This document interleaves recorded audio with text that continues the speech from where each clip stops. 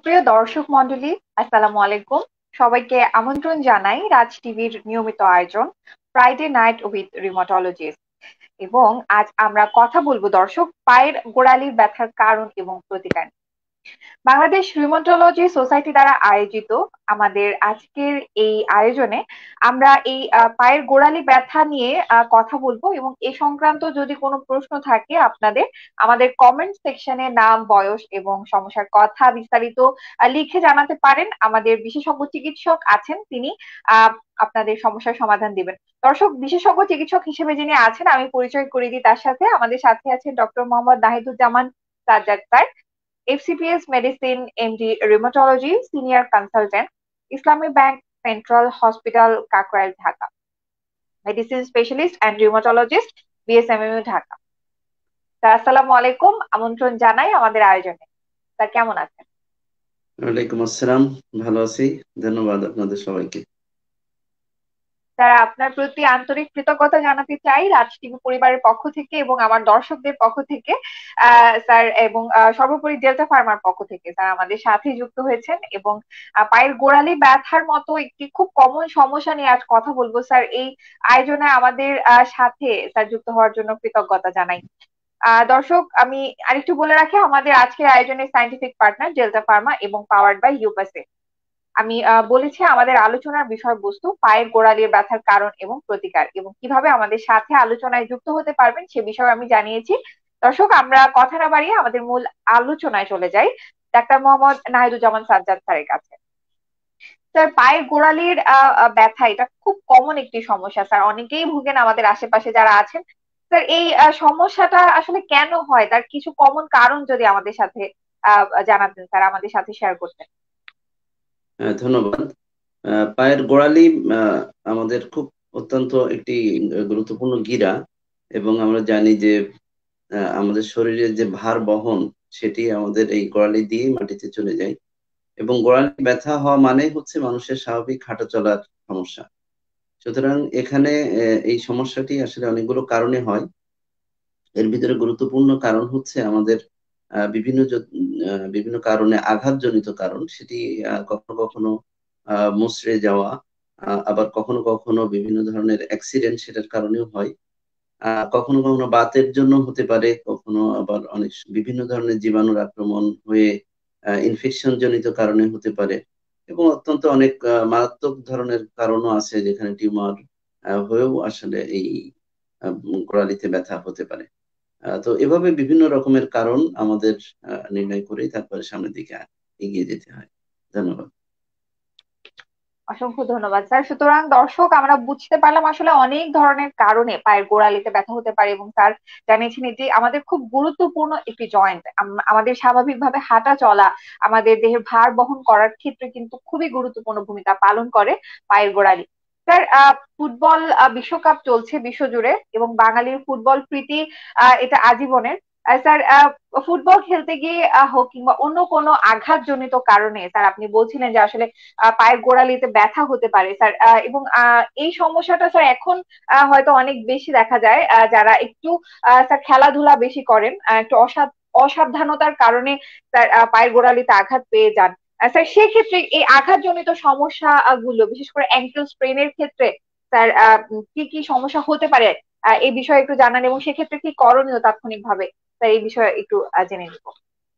ধন্যবাদ। আসলে এই সময়ে অ্যাঙ্কেল স্প্রেন বা আমাদের গোড়ালিতে যে স্প্রেন হয়, স্প্রেন বলতে যে জিনিসটা আমরা বুঝি যে আমাদের যে লিগামেন্ট গুলো আছে আমাদের পায়ের গোড়ালিতে, আসলে অনেক সামনে পিছে ডানে বায়ে অনেকগুলো লিগামেন্ট আছে।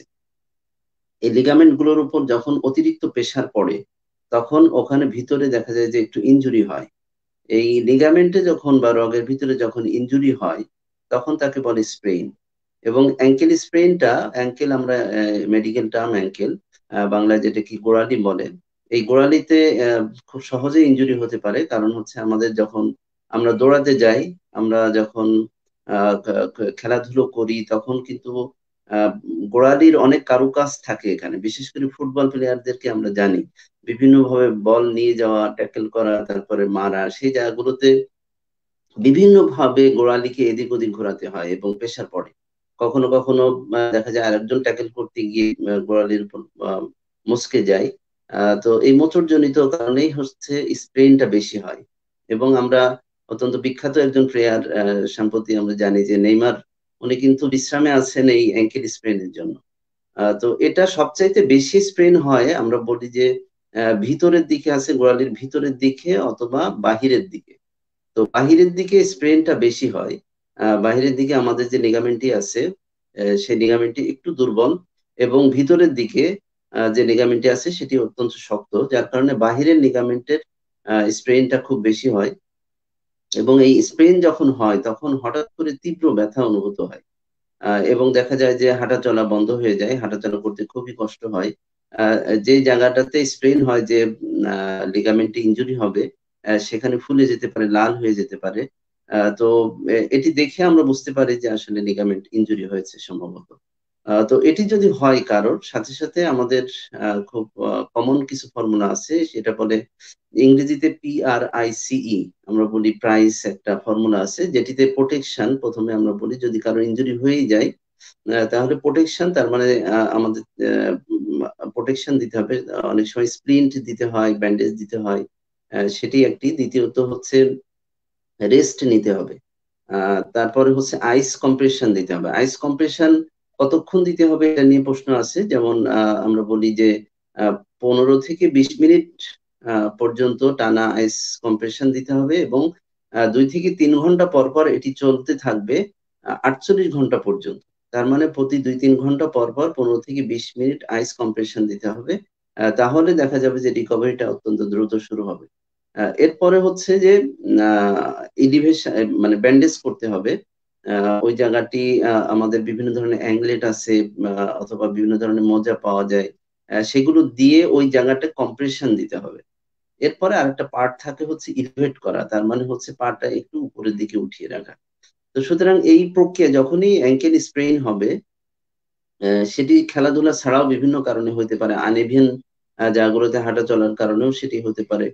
তো সেটি যদি হয় তাহলে অবশ্যই আমি যে ফর্মুলাটি বললাম এইভাবে আমাদের প্রথমে এই ধরনের রেস্ট, তারপর আইস কম্প্রেশন এবং এলিভেশন, এভাবে প্রক্রিয়ায় দেখা যাবে যে 1 থেকে 2 সপ্তাহের মধ্যেই সাধারণত দেখা যায় ঠিক হয়ে যায়। এর পাশাপাশি ব্যথা যদি তীব্র থাকে সেক্ষেত্রে আমাদের ব্যথানাশক ওষুধ, NSAID আমরা বলি, অথবা প্যারাসিটামল জাতীয় ওষুধ, সেগুলো খেলে কিন্তু এই ব্যথাটি কমে যাবে। ধন্যবাদ। অসংখ্য ধন্যবাদ স্যার। দর্শক, স্যার খুব সুন্দর সমাধান দিলেন কিন্তু এই অ্যাঙ্কেল স্প্রেনের ক্ষেত্রে। আমরা খেলাধুলা করতে গিয়ে হোক কিংবা নর্মাল হাঁটা চলাতে অনেক সময় অসাবধানতা বশত আমাদের গোড়ালিতে ব্যথা পেয়ে থাকি, এবং সেক্ষেত্রে কি করণীয়, আমরা কি কি করতে পারি সে বিষয়ে স্যার কিন্তু আমাদের একটা সুন্দর ধারণা দিলেন। স্যারকে ধন্যবাদ জানাই। স্যার, আপনি বলছিলেন ইনফেকশন জনিত কারণে গোড়ালিতে ব্যথা হতে পারে। স্যার, এ বিষয়ে যদি একটু বিস্তারিত বলতেন, আসলে কি কি ধরনের ইনফেকশন হতে পারে, এবং স্যার ইনফেকশনটা আসলে কেন হচ্ছে, কিভাবে হচ্ছে, সেক্ষেত্রে কি করণীয় স্যার?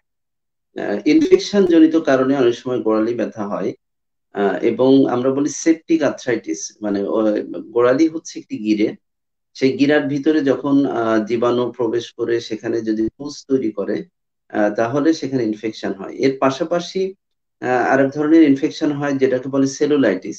তার মানে গিরা ইনফেকশন না করেও দেখা যায় যে আমাদের যে চামড়ার নিচের যে টিস্যু গুলো আছে সেই টিস্যু গুলোতে জীবাণু ঢুকে সেখানে পুঁজ তৈরি করে সেখানে তার নিচে ছড়িয়ে পড়া, সেই কারণে সেটাকে বলে সেলুলাইটিস। সেটার কারণেও কিন্তু আমাদের ইনফেকশন হয়। ইভেন আরেক ধরনের ইনফেকশন আছে যেখানে টিউবারকুলোসিস বা যক্ষা, এই যক্ষার কারণেও কিন্তু আমাদের এই গোড়ালিতে ব্যথা হতে পারে। সুতরাং এই ধরনের নানাবিধ ইনফেকশনের কারণেও গোড়ালিতে ব্যথা হতে পারে। তবে যখন ইনফেকশন আমরা ধারণা করব, কিছু লক্ষণ দেখে আমরা সেটা বুঝতে পারি। যেমন যখন ইনফেকশনের কারণে গোড়ালি ব্যথা হবে সেটা তখন দেখা যাবে যে জ্বর থাকবে আমাদের, এবং ওই গিরার উপরে তাপমাত্রাটা অনেক বেড়ে যায়, গিরাটি লাল হয়ে যায়। কখনো কখনো ভিতরে যে পুজ আছে বা এই ধরনের কিছু পয়েন্টও অনেক সময় বোঝা যায়, টের পাওয়া যায়। এবং সাধারণত যাদের ডায়াবেটিস থাকে, যাদের বয়স বেশি থাকে, বা তাদের ক্ষেত্রে এই ধরনের ইনফেকশনের ঝুঁকিগুলো কিন্তু বেশি থাকে। তো সুতরাং যদি জ্বর থাকে, সাথে ফুলে যায়, লাল হয়ে যায়, এবং গোড়ালির উপরে তাপমাত্রা তীব্র আকারে বেড়ে যায়, যাদের ডায়াবেটিস আছে, এই ধরনের যাদের রোগ প্রতিরোধ ক্ষমতাটা কম, এই ধরনের রোগীদের ক্ষেত্রে দেখা যায় ইনফেকশনের মাত্রা বেশি হয়। এরকম দেখলে অবশ্যই আমাদের ইনফেকশনের কথা চিন্তা করতে হবে, পরবর্তীতে কিছু পরীক্ষা নিরীক্ষা করে আমরা সেটা কনফার্ম করতে পারি। ধন্যবাদ। ধন্যবাদ স্যার। সুতরাং দর্শক যারা ইনফেকশন নিয়ে আসলে যাদের এই সমস্যাটা হচ্ছে, গোড়ালিতে ব্যথা হচ্ছে, তাদের ক্ষেত্রে কিন্তু একটু সাবধানতা বেশি অবলম্বন করতে হবে, বিশেষ করে ডায়াবেটিসে যারা আক্রান্ত আছেন এবং যাদের ইমিউনিটি কম, যে কোনো কারণেই হোক, তাদের সতর্কতা অবলম্বন করতে হবে এবং অবশ্যই দেরি না করে চিকিৎসকের পরামর্শ নিতে হবে। স্যার, আমাদের মাঝে অনেকেই গাউটে আক্রান্ত আছেন এবং সেক্ষেত্রে স্যার ব্যথাটা যদি গোড়ালিতে হয়, সেক্ষেত্রে কি করণীয়, কিংবা এই গাউটের চিকিৎসাটা কেমন স্যার, সে ব্যাপারে একটু যদি জানাতেন। ধন্যবাদ। আমাদের যে ব্যথাগুলো হয়, সেই ব্যথাগুলো হওয়ার ক্ষেত্রে আরেকটি কমন কারণ হচ্ছে বাতজনিত কারণে আমাদের গোড়ালি ব্যথা হতে পারে, এবং অনেক ধরনের বাতের ক্ষেত্রে গোড়ালি ব্যথা হতে পারে। তার ভিতরে একটি হচ্ছে গাউট। তো গাউট যদি হয়, গাউটে আমরা সাধারণত বলি যে প্রথম আমাদের বৃদ্ধাঙ্গুলির ওখানেই সবচাইতে বেশি আক্রমণ হয়। এর পাশাপাশি আমাদের গোড়ালিতেও কিন্তু গাউট আক্রমণ করতে পারে। তো যখন গাউট আক্রমণ হয় তখন দুই পাশে একসাথে হয় না, সাধারণত যে কোনো এক পাশে হয়। হঠাৎ করে তীব্র ব্যথা অনুভূত হয় এবং গোড়ালিটি ফুলে যায়। আমি যেটা বললাম যে ইনফেকশনের মতোই একটি চিত্র কিন্তু তখন দেখা যায়। তার মানে গোড়ালিটি লাল হয়ে যায়, ফুলে যায়, এবং ওখানে উপরে যদি আমরা হাত দিই তখন দেখা যায় যে ওখানকার স্থানীয় তাপমাত্রাটা অনেক বেড়ে গিয়েছে। তো এই ধরনের তীব্র ব্যথা যখন অনুভূত হয়, এবং এই ব্যথাটি সাধারণত গাউটের ক্ষেত্রে দেখা যায় যে প্রথম 7 থেকে 10 দিন পর্যন্ত তীব্র থাকে। তারপরে ব্যথাটি আবার পরবর্তীতে আবার চলে যায়। এভাবে বারবার অ্যাটাক হতে পারে গাউটের ক্ষেত্রে। তো আমাদের যখন এই ধরনের চিত্র নিয়ে আসে তখন আমাদের অনেকগুলো ডিফারেন্সিয়াল বলি, যে আমরা শুরুতে দেখেই সাথে সাথে গাউট আমরা বলে দিতে পারি না। আমাদের পাশাপাশি ইনফেকশন জনিত কারণে আর্থ্রাইটিস হলো কিনা, অথবা কখনো কখনো দেখা যায় যে বিভিন্ন ধরনের বাত আছে, যেমন রিঅ্যাক্টিভ আর্থ্রাইটিস আমরা বলি, সেটির কারণে হলো কিনা, অন্য কোনো বাতটা বেড়ে গেল কিনা, সেগুলো কিন্তু অনেক কিছুই আমাদের পার্থক্য করতে হয়। দেখে সাথে সাথে আমরা বলে দিই না, আমরা পাশাপাশি আরো অনেকগুলো ইতিহাস নিতে হয়। অন্য কোনো গিরা আক্রমণ হয়েছে কিনা, অতীতে কোনো এই ব্যথার পূর্বে কারো পাতলা পায়খানা, আমাশা, রক্ত আমাশা বা প্রস্রাবের ইনফেকশন এগুলো ছিল কিনা, এগুলো দেখেও কিন্তু আমরা বা আগে থেকে কোনো বাতরোগ ছিল কিনা, অনেক কিছুই আমাদের ইতিহাস নিতে হয়। তো নিয়ে কিন্তু আমাদের গাউট আক্রান্ত, মানে আমরা দেখি সাথে সাথে বলবো না যে গাউট, আমরা অবশ্যই অন্যান্য কারণগুলো আমরা পার্থক্য করার চেষ্টা করব যে অ্যাকচুয়ালি কি কারণে হয়। তবে গাউটের ধরনটা আমি যেটি বললাম, যে আসলে হঠাৎ করে তীব্র ব্যথা হবে, তারপর 7 থেকে 10 দিনের ভিতরে আবার উন্নতি হবে, পরবর্তীতে দেখা যাবে 1-2 মাস পরে অথবা কারো কারো বছর পরেও যে গিয়ে এই ধরনের ব্যথা আক্রমণ হতে পারে। তো এভাবে দেখে আমরা গাউটের ডায়াগনোসিসটা করি। ধন্যবাদ। ধন্যবাদ স্যার। স্যার, বলছিলেন বিভিন্ন ধরনের বাত ব্যথা থেকে গোড়ালিতে ব্যথা হতে পারে স্যার। এই যে বিভিন্ন ধরনের বাত এর পেছনে আসলে কারণ হিসেবে কাজ করে, সেক্ষেত্রে একজন রোগী যখন পায়ের গোড়ালির ব্যথা নিয়ে আসছেন এবং স্যার হিস্ট্রি নিয়ে জানছেন যে এটা আসলে আঘাতজনিত কোনো ব্যথা নয়, সেক্ষেত্রে পরবর্তীতে আসলে ডায়াগনোসিসে পৌঁছানো পর্যন্ত কি কি করণীয় থাকে স্যার, কি কি দেখেন, কিংবা স্যার কি কি পরীক্ষা নিরীক্ষা দেখা হয়, যদি একটু জানাতেন। আমরা যে কোনো রোগী যখন যে কোনো একটি গিরা ব্যথা নিয়ে আসে, যেমন যদি গোড়ালি ব্যথা নিয়ে আসে, শুরুতে আমরা কতগুলো প্রশ্ন রোগীদেরকে করি, যে আপনার আঘাত, কোনো ধরনের মোচড় লেগেছে কিনা, অথবা আপনি কোনোভাবে আঘাত পেয়েছেন কিনা, এটি ছিল প্রথম প্রশ্ন। দ্বিতীয় আমরা প্রশ্ন করি যে আপনার ব্যথা কি শুধুমাত্র গোড়ালিতে আছে নাকি শরীরের অন্য গিরাগুলোতেও আছে। যদি অন্য গিরাগুলোতে ব্যথা থাকে, কোমরে ব্যথা থাকে, তাহলে তখন কিন্তু আমরা বাতের কথা আমাদের মাথায় নিয়ে আসি। আবার যদি দেখা যায় যে না, অন্য কোথাও কোনো ব্যথা নাই, শুধুমাত্র এক জায়গায় ব্যথা হয়েছে, তখন কিন্তু আমরা এই গাউট জাতীয় রোগ অথবা ইনফেকশন, এই জায়গাগুলো তখন আমরা চিন্তা করি।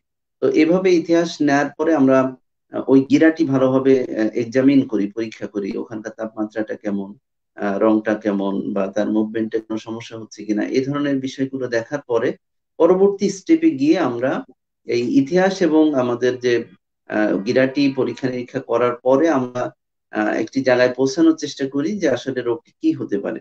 তখন আমরা পরবর্তী স্টেপে পরীক্ষাগুলো দিই। সেই পরীক্ষাগুলোর ভিতরে প্রথমত আমরা সিবিসি ইউটিএসআর যেটা আমরা বলি, যে এখানে এটা দেখে আমরা বুঝতে পারি যে কোনো ইনফেকশন বা এই টাইপের হয়েছে কিনা, সিআরপি আমরা দেখি। আবার যদি দেখা যায় যে আমরা গাউট চিন্তা করছি, তাহলে পরবর্তীতে দেখা যায় সাথে সাথে আমরা ইউরিক অ্যাসিড টেস্টটা দিই না। কারণ গাউট যখন আক্রমণ করে ওই সময় ইউরিক অ্যাসিড লেভেলটা কম থাকে। এই জন্য 7 থেকে 10 দিন পরে গিয়ে 14 দিন পরে গিয়ে আমরা ইউজুয়ালি আমরা ইউরিক অ্যাসিডটা করতে বলি, তখন আসল চিত্রটি আসে। তো সেটি যদি বেশি থাকে তখন আমাদের ধারণা হয় সেটা গাউট জনিত কারণে হতে পারে। আবার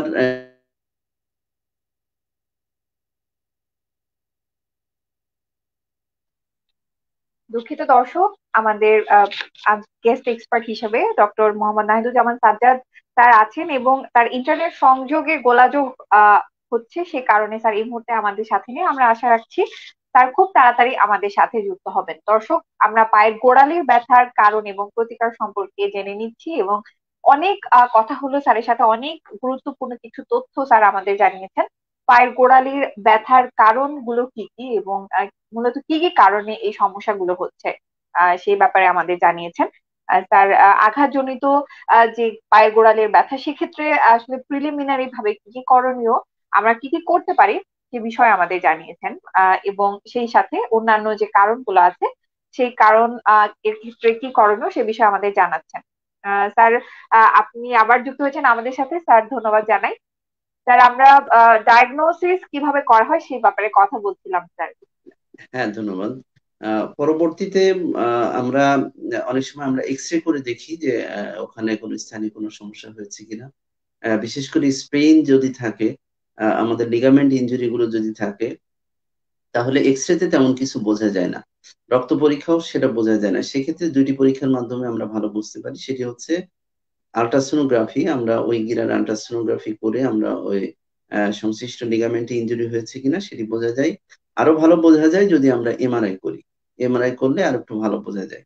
তো এভাবে দেখা যায় যে স্টেপ বাই স্টেপ আমরা আগাইতে থাকি। আবার কখনো কখনো যদি আমি মনে করি যে কোনো বাতের কারণে হচ্ছে, তাহলে অন্য কোন কোন গিরা কিভাবে আক্রান্ত হয়েছে সেই প্যাটার্নটা দেখে আমরা বুঝতে পারি যে আমরা কি পরীক্ষা দিব। সুতরাং একটি শুধুমাত্র একটি গিরা ব্যথার কারণে আসলে একসাথে আমরা সব পরীক্ষাই দিই না। আমরা মূলত ইতিহাস এবং পরীক্ষা নিরীক্ষা করার মাধ্যমে পাওয়ার পরে তারপরে আমরা পরবর্তী স্টেপের পরীক্ষা নিরীক্ষা গুলোতে যাই। ধন্যবাদ। ধন্যবাদ স্যার। আমাদের একজন দর্শক আব্দুর রহমান, তিনি প্রশ্ন করেছেন এবং তার প্রশ্নটা অনেক গোছানো স্যার। আমার মনে হয় তিনি কোনোভাবে হয়তো একজন ফিজিশিয়ান কিংবা তার এ ব্যাপারে অনেক ভালো নলেজ আছে। স্যার, আমি একটু বলি সময় নিয়ে। তিনি লিখেছেন, patient age 37, male, BMI 25, both lateral and medial malleolus, ankle pain after walking, right knee pain after long walking or after going up and down the stairs, pain around hip after long sitting on chair, both wrist pain when I work on computer, both index finger MCP joint pain. It comes suddenly, usually goes within 30 minutes. No morning stiffness, no special pain in morning. Investigation: ESR 5, hemoglobin 15, platelet WBC RBC within normal range, CRP 3.75, RA test negative, anti-CCP negative, ANA negative, anti-CCP negative. All X-rays are normal. What will be the diagnosis and treatment, sir? ধন্যবাদ। আসলে আমরা যখন কোনো গিরা ব্যথা, একই সাথে বিভিন্ন ধরনের গিরা ব্যথা দেখি, তখন প্রাথমিকভাবে আমরা দুইটি ভাগে করার চেষ্টা করি, যে একটা হচ্ছে মেকানিক্যাল টাইপ অফ পেইন, আর একটা হচ্ছে ইনফ্লামেটরি টাইপ অফ পেইন। এবং আপনার বর্ণনায় বোঝা যাচ্ছে এবং রক্তের রিপোর্ট গুলো সহ সবকিছু মিলিয়ে বোঝা যাচ্ছে যে আপনার প্রদাহ জনিত যে বাত, দ্যাট ইজ বাত জনিত যে ব্যথাগুলো হয়, যে গিরা ব্যথাগুলো হয়, সেই বাত জনিত ব্যথার পক্ষে আপনার ইতিহাস এবং রক্তের রিপোর্ট গুলো কোনোটিই নাই। কিন্তু আপনার ব্যথা যেহেতু রয়ে গেছে, সুতরাং আমরা বলি এটা মেকানিক্যাল টাইপ অফ পেইন। তার মানে হচ্ছে এই ব্যথাগুলো হচ্ছে আপনার অ্যাক্টিভিটিজে বাড়ে, অথবা সংশ্লিষ্ট গিরাগুলোতে বা এরিয়াগুলোতে যখন অতিরিক্ত প্রেসার পড়ে, তখন সেই জায়গাগুলোতে ব্যথা হয়। তো এই ক্ষেত্রে দেখা যায় যে ওভার ইউজ সিনড্রোম বলি আমরা, যে কখনো কখনো আমাদের বিভিন্ন গিরায় যদি আমাদের মাত্রাতিরিক্ত ব্যবহার হয়, অথবা আনএকিউস্টমড ইউজড হয়, মানে আমি হয়তো দীর্ঘক্ষণ একইভাবে আমি বসে থাকলাম, অথবা দীর্ঘক্ষণ হাঁটলাম, দীর্ঘক্ষণ দাঁড়িয়ে থাকলাম, অথবা দীর্ঘক্ষণ লিখলাম, অথবা হাতের এমন কোনো মুভমেন্ট আমি করলাম যেটির সাথে আমি অভ্যস্ত না, এই ধরনের ক্ষেত্রে কিন্তু এই ধরনের বলা যায় যে ওভার ইউজ সিনড্রোম হয়। তো আমার কাছে আপনার সার্বিক অবস্থায় মনে হচ্ছে যে আসলে আপনি যে গিরাগুলো বা যে জায়গাগুলোর বর্ণনা দিলেন সেই জায়গাগুলোর উপর কোনোভাবে অতিরিক্ত প্রেসার পড়েছে অথবা ওভার ইউজ হয়েছে, যার কারণে আপনার এই ব্যথাগুলো যখন আপনি ওই পজিশন গুলোতে থাকেন অথবা যে ওই অ্যাক্টিভিটিস গুলো করেন তখন দেখা যায় এই ব্যথাগুলো অনুভূত হয়, পরবর্তীতে আবার সেই ব্যথাটি চলে যায়। তো এই ক্ষেত্রে আমরা বলি যে আপনার পোশ্চারের একটি পোশ্চারটা চেঞ্জ করতে হবে, আপনি যেন ওই জায়গাগুলোর উপর এক্সট্রা প্রেসার না পড়ে। কখনো কখনো সেটি যদি ওভার ইউজ হয় সেক্ষেত্রে সেটাকে মিনিমাইজ করার চেষ্টা করা। এবং অনেক ক্ষেত্রে দেখা যায় যে বিভিন্ন ধরনের এক্সারসাইজ আমাদের স্থান বেসড এক্সারসাইজ, যেমন গোড়ালির কিছু এক্সারসাইজ আছে, হাঁটুর কিছু এক্সারসাইজ আছে, হিপ বেসড কিছু এক্সারসাইজ আছে, হাতের কিছু ব্যায়াম আছে। তো এই ধরনের ব্যায়াম এবং আপনার ওয়ার্ক প্লেস বা ওয়ার্ক অ্যাক্টিভিটিজ মডিফিকেশনের মাধ্যমে, দ্যাট ইজ লাইফস্টাইল মডিফিকেশনের মাধ্যমে কিন্তু এই ধরনের ব্যথাগুলো থেকে কিন্তু মুক্তি পাওয়া সম্ভব। আর আপনি মোটামুটি ম্যাক্সিমাম পরীক্ষা নিরীক্ষাই করে ফেলেছেন। তারপরেও যদি এ ধরনের সমস্যা থাকতে থাকে আমি বলবো যে আপনি একটু যদি আলট্রাসোনোগ্রাফি করতে পারেন যে গিরাগুলোতে ব্যথা, কারণ কখনো কখনো আমাদের এই মার্কার গুলো সবসময় সঠিকভাবে রিপোর্ট দেয় না, কখনো কখনো ইনফ্লামেটরি মার্কার গুলো নর্মালও থাকতে পারে। তো সেই জায়গাগুলো আরেকটু এক্সটেন্সিভলি দেখা, যদি আপনার এই লাইফস্টাইল মডিফিকেশনের পরও এই ব্যথাগুলো থাকতে থাকে তাহলে আমি বলবো যে একটু আল্ট্রাসোনোগ্রাফি করে ওই জায়গাগুলো একটু ভালোভাবে দেখান। এক্ষেত্রে আপনি একজন রিউমাটোলজিস্টের পরামর্শ নিয়ে আপনি পরবর্তী স্টেপ গুলো আগাতে পারেন। ধন্যবাদ। অসংখ্য ধন্যবাদ স্যার। এবং ধন্যবাদ আব্দুর রহমান আপনার চমৎকার এবং গোছানো প্রশ্নের জন্য। এবং আমার মনে হচ্ছে আপনি নিজেও একজন ডাক্তার। আপনার প্রশ্নের আসলে ধরন দেখে মনে হচ্ছে। যাই হোক, আপনাকে ধন্যবাদ জানাই। স্যার, আমরা গোড়ালির ব্যথা নিয়ে স্যার বিভিন্ন বিষয়ে কথা বললাম। এবার একটু চিকিৎসা প্রসঙ্গে আসি স্যার। পায়ের গোড়ালিতে ব্যথা নিয়ে যারা আক্রান্ত আছেন তাদের ক্ষেত্রে চিকিৎসার ধরনটা কেমন স্যার? একটু আমরা একটা ধারণা চাই যে কোন ক্ষেত্রে আসলে চিকিৎসাটা কেমন। হ্যাঁ, আমি প্রথমে বলেছি যে আমাদের সবচাইতে বেশি যে কারণে ব্যথাটি হয় সেটি হচ্ছে যে মোচড়জনিত অথবা আঘাতজনিত কারণে। এর পাশাপাশি আরেকটি কথা আমি এর মধ্যে বলে ফেলছি, সেক্ষেত্রে ওভার ইউজ বা আনএকিউস্টমড ইউজ। হয়তো একজন বেশি হাঁটাহাঁটি করেন না, হঠাৎ করে দেখা গেল যে আপনি সিঁড়ি দিয়ে অনেক দূর উঠে গেলেন, অথবা কোনো পাহাড়ে উঠলেন, অথবা খুব উঁচু নিচু জায়গায় উঠলেন, অথবা দৌড়াইলেন, এই ধরনের কিছু পরিস্থিতিতে দেখা যায় যে সাময়িকভাবে কিন্তু এই ব্যথাগুলো হতে পারে। সেক্ষেত্রে আপনি ওই যেটি বললাম যে একটু রেস্ট, আইস কম্প্রেশন, তারপরে সাধারণ ব্যথানাশক ওষুধ সেগুলোতে মোটামুটি ইমপ্রুভ করে যায়। দ্বিতীয়ত যদি ইনজুরি হয়ে যায়, আমাদের স্প্রেন যদি অ্যাঙ্কেল স্প্রেন যদি হয়ে যায়, সেই স্প্রেন হওয়ার হলে আমরা বিভিন্ন গ্রেডিং করি যে এটা কি মাইল্ড ফর্মে অল্প মাত্রার, নাকি মডারেট ফর্মে, নাকি সিভিয়ার ফর্মে। তো এটা কি পার্শিয়াল টিয়ার হয়েছে নাকি কমপ্লিট টিয়ার হয়েছে, সুতরাং এভাবে আমরা কিন্তু গ্রেডিং করব। এবং গ্রেডিং করার পরে যদি মাইল্ড টু মডারেট হয়, অল্প মাত্রায় হয় অথবা মধ্যম মাত্রার হয়, তাহলে আমি যে প্রাইসের যে ফর্মুলাটা বললাম যে এই প্রক্রিয়ায় কিন্তু 7 থেকে 14 দিনের মাথায় একজন রোগী কিন্তু ভালো হয়ে যেতে পারে এবং সে তার ওয়ার্কে ফিরে যেতে পারে।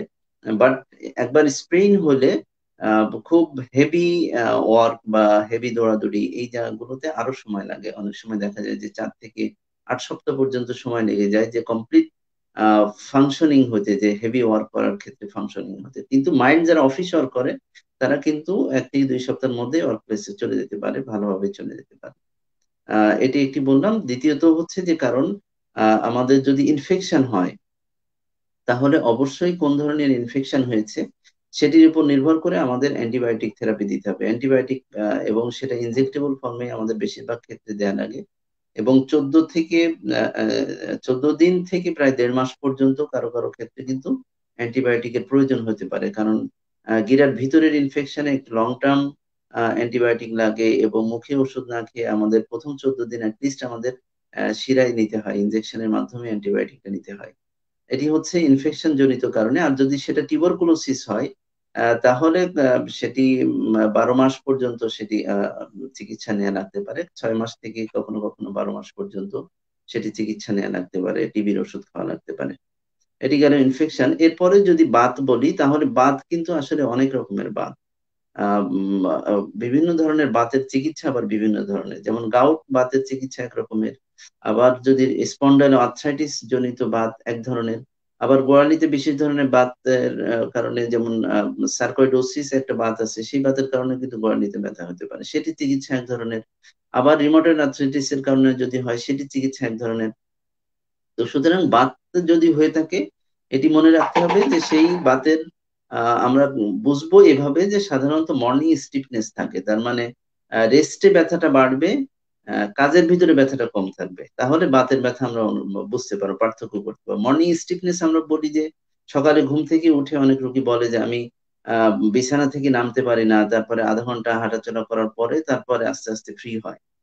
তো এই ধরনের যদি কমপ্লেইন থাকে, তাহলে বুঝতে হবে যে বাত। তবে বাত, সকল বাত কিন্তু একই ধরনের চিকিৎসা না, এর ভিতরে আবার অনেক পার্থক্য আছে। সুতরাং এই বাতের চিকিৎসা হচ্ছে ব্যথানাশক ওষুধের পাশাপাশি আমাদের ডিজিজ মডিফাইং অ্যান্টি রিমিটিং ড্রাগ দিতে হয়। সেটি লং টার্ম দিতে হয়, দীর্ঘদিন চিকিৎসা সেটি চালাতে হয়। এবং কিছু কিছু বাত আছে যেটি চিকিৎসা যেমন রিঅ্যাক্টিভ আর্থ্রাইটিস এর ক্ষেত্রে এক ধরনের বাত আছে যেটি চিকিৎসা আমাদের কখনো কখনো 1.5 মাসের চিকিৎসা বা 6 মাস পর্যন্ত করলেই চলে। আবার রিমোটেড আর্থ্রাইটিস, স্পন্ডাল আর্থ্রাইটিস কিছু বাত আছে, এই বাতের চিকিৎসা কিন্তু কখনো কখনো লাইফ লং। তো এই এই ধরনের চিকিৎসা এবং ফলো আপের ভিতরে বাতের রোগীদের চিকিৎসার ভিতরে থাকতে হয়। আর যদি খুব মারাত্মক ধরনের কোনো রোগ হয়, সেটি যেমন অনেক সময় আমরা বলি যে অস্টিওসার্কোমা, সেটি একটি ম্যালিগনেন্ট, মানে একটি ক্যান্সার। তো এই ক্যান্সার যদি হয়ে থাকে, তাহলে সেই ক্যান্সারের চিকিৎসা কিন্তু ভিন্ন ধরনের। তো এই জন্য বলবো যে ব্যথা হয়তো নিয়ে আসে গোড়ালিতে ব্যথা, একই ধরনের ব্যথা সবাই অনুভব করে, কিন্তু কারণ ভেদে কিন্তু চিকিৎসা আসলে অনেক পার্থক্য, অনেক অনেক পার্থক্য। এই জন্য আমরা বলবো যে যদি হঠাৎ তীব্র ব্যথা হয়, সেটার জন্য চিকিৎসকের পরামর্শ নেওয়া উচিত। আবার যদি দীর্ঘমেয়াদী ব্যথা হয়, সেক্ষেত্রে চিকিৎসকের পরামর্শ নেওয়া উচিত। তবে যদি সাধারণ মানের ব্যথা হয়, আপনি নিজেই বুঝবেন যে আপনি একটু বেশি হাঁটাহাঁটি করছেন, বেশি সিঁড়ি ভাঙছেন, বেশি হয়তো হঠাৎ করে ঘুরতে গিয়েছেন কোনো পাহাড়ি এলাকায়, বেশি ওঠানামা করা লাগছে, অথবা এই ধরনের কোনো অবস্থা যদি হয়, তাহলে দেখবেন যে আসলে এটা ম্যাটার অফ টাইম। অল্প সময়ের ভিতরে সেক্ষেত্রে আপনি ডাক্তারের কাছে না গিয়েও নর্মাল প্রক্রিয়া, এই যে বললাম একটু রেস্ট, একটু আইস কম্প্রেশন, একটু প্যারাসিটামল, এগুলো খেলেই কিন্তু আপনি ভালো থাকবেন। তো এভাবেই আমরা আসলে গোড়ালির ব্যথার এভাবে চিকিৎসা করতে পারি। ধন্যবাদ। অসংখ্য ধন্যবাদ স্যার, খুব সুন্দর গুছিয়ে চিকিৎসার ব্যাপারে একটা ধারণা দিলেন আমার দর্শকদের। স্যার আপনাকে আবারও ধন্যবাদ জানাই।